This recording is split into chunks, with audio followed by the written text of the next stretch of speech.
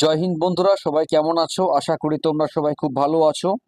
আজকে আমি তোমাদের সামনে নিয়ে চলে এসেছি একটা খুবই ইম্পর্টেন্ট জিকে প্র্যাকটিস সেট। যে কোনো এক্সামের ক্ষেত্রে আসন্ন ডাব্লিউবিপি, কেপি, এমটিএস, যে কোনো এক্সামের ক্ষেত্রে এই ধরনের সেট খুবই ইম্পর্টেন্ট। এই ধরনের সেট যদি তোমরা আমার সাথে প্রতিনিয়ত কন্টিনিউ করো, তাহলে তোমাদের জিকে ইমপ্রুভ হতে বাধ্য। জিকেতে তোমরা যারা বেশি পরিমাণে নেগেটিভ খাচ্ছ, তাদের ক্ষেত্রেও খুবই উপকার হবে। অর্থাৎ জিকে প্র্যাকটিস সেট তোমাদেরকে কিন্তু প্রতিনিয়ত রাখতে হবে। ঠিক আছে, আজকের এই সেটটাকে অবশ্যই করে তোমরা মন দিয়ে দেখো আর নিজের থেকে তোমরা অ্যান্সার করার অবশ্যই চেষ্টা করবে। আজকের ফার্স্ট কোশ্চেন দেখো, নিম্নলিখিত কোন রাজ্যে ঢিমসা নাচ দেখতে পাওয়া যায়?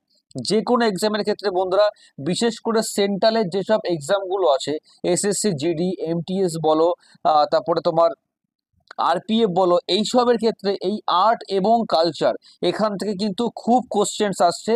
এই কোশ্চেন্সগুলো তুমি যদি আমার সাথে কন্টিনিউ শেষ করো, তাহলে তুমি একটা লেভেলে তৈরি হবে। তোমার অপশনস তোমাদের সামনে আছে: অন্ধ্রপ্রদেশ, অরুণাচল প্রদেশ, মধ্যপ্রদেশ এবং উত্তরপ্রদেশ। তোমরা নিজেরা আগে অ্যান্সার করবে। সঠিক উত্তর কি হবে? অন্ধ্রপ্রদেশ। ওকে। প্রথম ট্রান্সজেন্ডার নর্তকী নটরাজ, যিনি 2019 সালে সর্বপ্রথম ট্রান্স ওম্যান হিসেবে পদ্মশ্রী পেয়েছিলেন, তিনি কোন নাচের সাথে যুক্ত? Very important, very very important. ঠিক আছে, এই কোশ্চেনটা তুমি একদম স্টার মার্ক করে রাখো। আসন্ন আরপিএফ এর যে কোনো একটা সেটে আসার চান্স খুবই বেশি। অপশানসগুলো তোমাদের সামনে আছে, উত্তর করবে তোমরা। সঠিক উত্তর কি হবে? 1 নম্বর ভারতনাট্যম।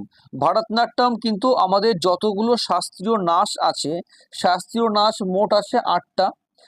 মিনিস্ট্রি অফ কালচার অনুযায়ী শাস্ত্রীয় নাচ আছে কতগুলো? তাহলে আমাদের 9টা উত্তর হবে। নেক্সট কোশ্চেন দেখো, সত্যজিৎ রায়ের সর্বপ্রথম কোন সিনেমা পরিচালনা? পুর সংসার, নায়ক, পথের পাঁচালী এবং কালপুরুষ। সঠিক উত্তর কি হবে? অপশান 3, অর্থাৎ অপশান সি যেটা আছে, এটা কত সালে? 1955। ঠিক আছে। ঈশ্বরী প্রসাদ কত্থক নাচের কোন ঘরানার সঙ্গে যুক্ত? অপশান তোমাদের সামনে আছে। 1 নম্বর আছে লখনৌ ঘরানা, 2 নম্বর আছে দিল্লি ঘরানা, 3 নম্বর আছে পাঞ্জাব ঘরানা এবং 4 নম্বর আছে উত্তরপ্রদেশ ঘরানা। উত্তর কি হবে? উত্তর হবে 1 নম্বর লখনৌ ঘরানা। ঠিক আছে বন্ধুরা, এই ধরনের কোশ্চেন্স এখন আরপিএফ বলো, তুমি এসএসসি জিডি বলো, এমটিএস বলো, ভেরি ভেরি ইম্পর্টেন্ট। আমি বারবার করে উল্লেখ করছি এই কারণে যে স্ট্যাটিক জিকের আর্ট এবং কালচার এই চ্যাপ্টারখানা কিন্তু তোমাদেরকে ভালো করে পড়তে হবে। ঠিক আছে, না হলে কিন্তু অন্যদের সাথে তোমরা কম্পিটিশন করে পারবে না। নেক্সট কোশ্চেন দেখো, সুরজকুণ্ড মেলা ভারতের কোন রাজ্যে দেখতে পাওয়া যায়? 1 নম্বরে আছে হরিয়ানা, 2 নম্বরে আছে রাজস্থান, 3 নম্বরে আছে পাঞ্জাব এবং 4 নম্বরে আছে দিল্লি। উত্তর কি হবে? উত্তর হবে হরিয়ানা। ঠিক আছে। পুষ্কর মেলা ভারতের কোন রাজ্যে দেখতে পাওয়া যায়? 1 নম্বর আছে রাজস্থান, 2 নম্বর আছে উত্তরপ্রদেশ, 3 নম্বর আছে মধ্যপ্রদেশ এবং 4 নম্বর আছে মহারাষ্ট্র। তোমরা নিজেরা অবশ্যই করে উত্তর করবে। সঠিক উত্তর কি হবে? রাজস্থান। ওকে।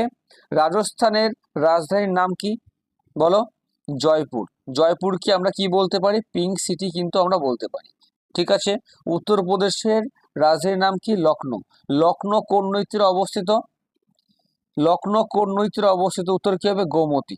ঠিক আছে, এই কোশ্চেনটা কিন্তু খুব এক্সামে আসে যে লখনৌ শহরটি কোন নদীর তীরে অবস্থিত। উত্তর কি হবে? গোমতী। ঠিক আছে। মধ্যপ্রদেশকে কিন্তু হার্ট অফ ইন্ডিয়া বলা হয় এবং টাইগার স্টেটও এখানে, এবং একে টাইগার স্টেটও কিন্তু বলা হচ্ছে। ঠিক আছে। জলপেশ মেলা ভারতের কোন রাজ্যে দেখতে পাওয়া যায়? 1 নম্বরে আছে ওয়েস্ট বেঙ্গল, বিহার, দিল্লি এবং আসাম। সবাই উত্তর করো। সঠিক উত্তর কি হবে? ওয়েস্ট বেঙ্গল। জলপেশ মেলা কোথায় হবে? ওয়েস্ট বেঙ্গল। ওকে। অফিসিয়াল ল্যাঙ্গুয়েজ কমিশন কত সালে গঠিত হয়? অপশানস তোমাদের সামনে আছে: 1955, 1965, 1975 এবং 1960। সঠিক উত্তর কি হবে? 1965। ওকে, এর সভাপতি কে ছিল? বিজি খাড়ে। এই কোশ্চেনটাও খুব আসে, এর সভাপতি কি ছিল? বিজি খাড়ে। ঠিক আছে, এবার যদি বলা হয় অফিসিয়াল ল্যাঙ্গুয়েজ ভারতে এখন কি আছে? হিন্দি এবং ইংরেজি। ঠিক আছে, যদি বলা হয় সাংবিধানিক ভাষা কতগুলো আছে আমাদের? মোট 22টি। আর যদি বলে ক্লাসিক্যাল ল্যাঙ্গুয়েজ কতগুলো আছে? 9টি। ঠিক আছে, তেলেঙ্গানার দ্বিতীয় সরকারি ভাষা নিম্নলিখিত কোনটি? 1 নম্বরে আছে উর্দু, 2 নম্বরে আছে হিন্দি, 3 নম্বরে আছে তামিল এবং 4 নম্বরে আছে ইংরেজি। উত্তর করবে তোমরা। সঠিক উত্তর কি হবে? উর্দু। কোকবরক ভাষা ভারতের কোন রাজ্যে দেখতে পাওয়া যায়? অপশানস তোমাদের সামনে আছে, আসাম, মেঘালয়, ত্রিপুরা এবং মিজোরাম। সঠিক উত্তর কি হবে? অপশান 3, ত্রিপুরা। ঠিক আছে, ভেরি ভেরি ইম্পর্টেন্ট এই কোশ্চেনটা তোমাদের বারবার এক্সামে আসে, বিশেষ করে সেন্ট্রালের যে এক্সামগুলো আছে সেখান থেকে দাঁড়িয়ে এই কোশ্চেনগুলো খুবই ইম্পর্টেন্ট। ভিডিওটি যদি তোমাদের ভালো লাগে অবশ্যই করে একটা লাইক করে দিও এবং বন্ধুদের মাঝে শেয়ার করতে একদম ভুলো না। এই ধরনের সেট যদি তোমরা পেতে চাও তো অবশ্যই করে এই চ্যানেলটিকে সাবস্ক্রাইব করে রাখবে। বিখ্যাত বক্সার মেরি কমের আত্মজীবনীর ওপর একটি চলচ্চিত্র তৈরি করা হয়, এই চলচ্চিত্রের পরিচালককে? সবার আগে বলো মেরি কমের আত্মজীবনীর নাম কি? উত্তর কি হবে? আনব্রেকেবল। ঠিক আছে, মেরি কমের আত্মজীবনীর নাম হচ্ছে আনব্রেকেবল। সঠিক উত্তর কি হয়ে যাবে? Option 4, Omang Kumar. Okay, the elephant whisperers এটি একটি ডকুমেন্টারি শর্ট ফিল্ম, এটির ডিরেক্টর কে? উত্তর কি হয়ে যাবে? Option 1, Kartiki Gonsalves. Very very important, star mark দিয়ে রাখো, অলরেডি তোমাদের একটা এক্সামে এই কোশ্চেনটা কিন্তু এসে গেছে। 2024 সালে কোপা আমেরিকা জয়ী হলো কোন দল? অপশন 1 হচ্ছে Ecuador, option 2 Spain, option 3 Argentina এবং অপশন 4 ব্রাজিল। সঠিক উত্তর কি হবে? আর্জেন্টিনা। ঠিক আছে, এবং এর সঙ্গে সঙ্গে আরেকটা কোশ্চেন তোমরা মনে রাখো, ইউরো কাপ। ঠিক আছে, ইউরো কাপও কিন্তু একই সঙ্গে সঙ্গে শেষ হলো। এই ইউরো কাপ কে জিতলো? স্পেন জিতলো। ঠিক আছে, ওয়েস্ট বেঙ্গলের কোন জেলার লিঙ্গ অনুপাত সর্বাধিক? অপশানসগুলো দেখো, দার্জিলিং, কলকাতা, উত্তর দিনাজপুর এবং বাঁকুড়া। সঠিক উত্তর কি হবে বলো? সঠিক উত্তর হবে অপশান 1, দার্জিলিং। এখানে কত আছে? 971 জন আছে, হাজার জনের মধ্যে 971 জন মহিলা আছে। এবার যদি এই কোশ্চেনটা ঘুরে আসে যে ওয়েস্ট বেঙ্গলের কোন জেলার লিঙ্গানুপাত সর্বনিম্ন? সর্বাধিক বলে কি উত্তর হবে? দার্জিলিং। সর্বনিম্ন বললে কি হবে? কলকাতা। ঠিক আছে, মানে 899 জন আছে মহিলা। স্বাধীনতা লাভের সময় ওয়েস্ট বেঙ্গলে মোট জেলার সংখ্যা ছিল কতগুলি? অপশন 1 দেখো। ওকে, সঠিক উত্তর কি হবে? সঠিক উত্তর হবে অপশন 1, 14টি। ঠিক আছে, এই ধরনের এমসিকিউ গুলো কিন্তু ওয়েস্ট বেঙ্গলের যে কোনো পরীক্ষার জন্য আপকামিং তোমাদের ডাব্লিউপি এক্সাম আছে, কেপি এক্সাম আছে, ডাব্লিউপি এসআই এক্সাম আছে এবং ওয়ার্ডার জেল পুলিশকে কিন্তু ভুললে চলবে না। ওয়ার্ডারের এক্সামটাও কিন্তু তোমাদের সামনেই কন্ডাক্ট হবে। ঠিক আছে, এই ধরনের এমসিকিউ গুলো কিন্তু খুবই ইম্পর্টেন্ট রাজ্য সরকারের যে কোনো এক্সামের জন্য। একটি বল মেঝেতে পড়লে লাফিয়ে ওঠে, কোন সূত্র দ্বারা একে ব্যাখ্যা করা যায়? অপশন 1, নিউটনের প্রথম সূত্র, অপশন 2 নিউটনের দ্বিতীয় সূত্র, অপশন 3 নিউটনের তৃতীয় সূত্র, অপশন 4 উপরিক্ত কোনোটিই নয়। সঠিক উত্তর কি হবে? অপশন 3 নিউটনের তৃতীয় সূত্র। ঠিক আছে, এটা একদম সায়েন্সের একদম একটা বেসিক কোশ্চেন, কিন্তু আরপিএফ এর ক্ষেত্রে কিন্তু সায়েন্সের এর থেকেও আপডেট অনেক কোশ্চেন আসবে। সেক্ষেত্রে আরপিএফ এর জন্য তোমাদের সায়েন্সটা কিন্তু ভালো করে পড়তে হবে। ইলেকট্রনিক জেনারেটর কে আবিষ্কার করে? Option 1, Alva Edison, option 2 sir Isaac Newton, option 3 Michael Faraday, option 4 Jagadish Chandra Bose. তোমরা নিজেরা অবশ্যই চেষ্টা করো। উত্তর কি হবে? মাইকেল ফ্যারাডে, অর্থাৎ অপশন 3। ঠিক আছে, পঞ্চবার্ষিকী পরিকল্পনার ধারণা কোন দেশ থেকে নেওয়া হয়? Option 1 Russia, option 2 Spain, option 3 মার্কিন যুক্তরাষ্ট্র, অপশান 4 আমেরিকা যুক্তরাষ্ট্র। সঠিক উত্তর কি হবে? সঠিক উত্তর হবে রাশিয়া।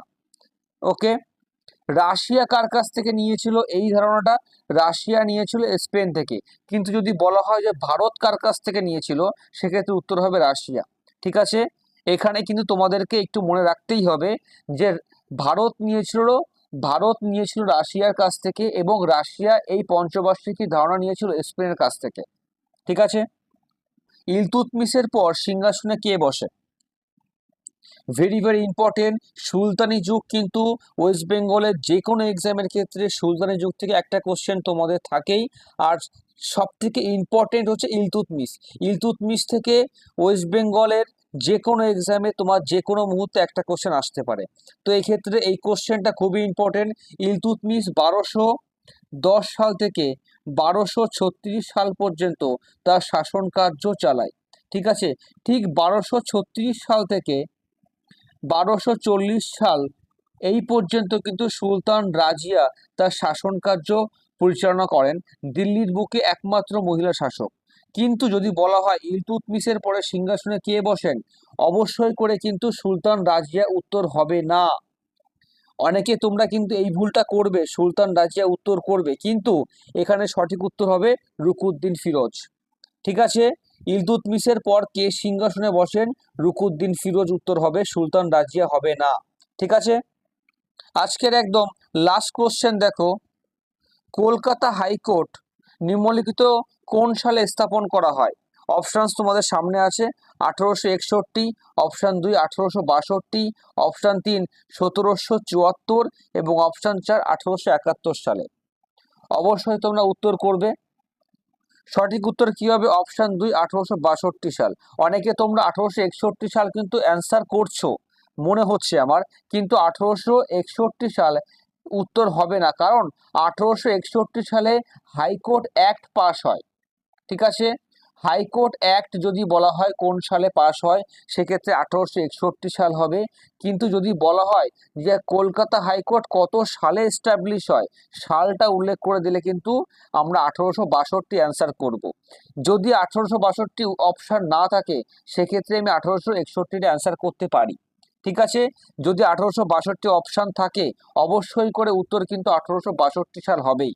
ঠিক আছে, এবং 1861 সালে যে অ্যাক্টটা হয়েছিল, সেই অ্যাক্টের মাধ্যমে 3টে হাইকোর্ট আমাদের কিন্তু সেই সময় এস্টাবলিশ করা হয়েছিল, কলকাতা, মুম্বাই এবং মাদ্রাস।